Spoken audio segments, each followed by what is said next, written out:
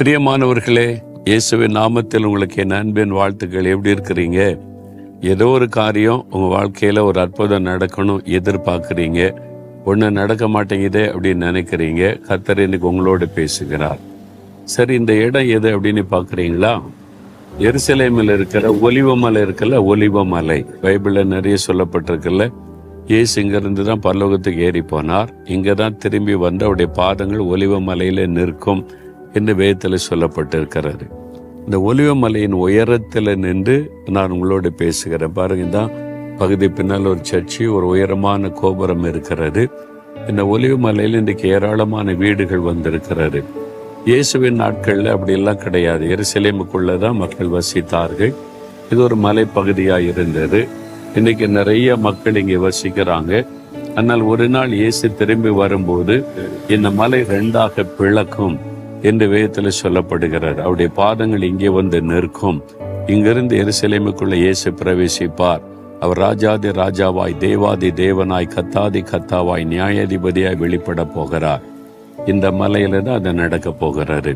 சரி, இன்றைக்கு ஆண்டவர் எனக்கு என்ன செய்து வைத்திருக்கிறார் நினைக்கிறீங்களா? யோவான் 11:40 நீ விசுவாசித்தால் தேவனுடைய மகிமை காண்பாய். ஆண்டவர் சொல்றார், என் மகனே, ஏதோ ஒரு காரியத்துக்காக நீ ஜெபித்து கொண்டே இருக்கிற, நடக்க மாட்டேங்குதுன்னு நினைக்கிற. ஆனால் நீ விசுவாசிக்கணும். நீ விசுவாசித்தால் தான் என் மகிமை பார்க்க முடியும்.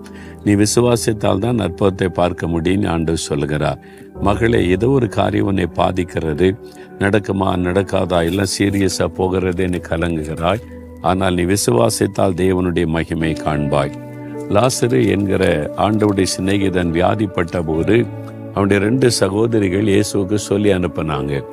இயேசு வருவதற்கு தாமதித்து விட்டாரு. அவன் மரித்து அடக்கம் பண்ணப்பட்டு 4 நாள் கழித்து இயேசு பெத்தானியா கிராமத்துக்கு வந்தார். இந்த ஒலிவமலையின் அடுத்த பகுதியில தான் இந்த பெத்தானியா இந்த கிராமமும் இருக்கிறது. இந்த அற்புதம் நடந்த இடமும் இருக்கிறது. இயேசு வந்தபோது மார்த்தாளு மரியாளு கண்ணீர் விட்டு அழுகிறாங்க. மார்த்தாளு ஒரு காரியத்தை, நீர் இங்கே இருந்திருந்தால் என் சகோதரன் மரித்திருக்க மாட்டான், எல்லாம் முடிந்து விட்டது, பிந்தி வந்திருக்கிறீரே என்று சொல்லும்போது அப்போதான் இயேசு சொல்ல, நீ விசுவாசித்தால் தேவனுடைய மகிமை காண்பாய். இப்ப ஆண்டவர் சொல்றார், உங்களை பார்த்து, எல்லாம் பிந்திட்டு சீரியஸ் ஆயிட்டு, இனி ஒன்றும் பண்ண முடியாது, பிரச்சனை அவ்வளவுதான், இனி சரி பண்ண முடியாதுன்னு நினைக்கிறீங்களா?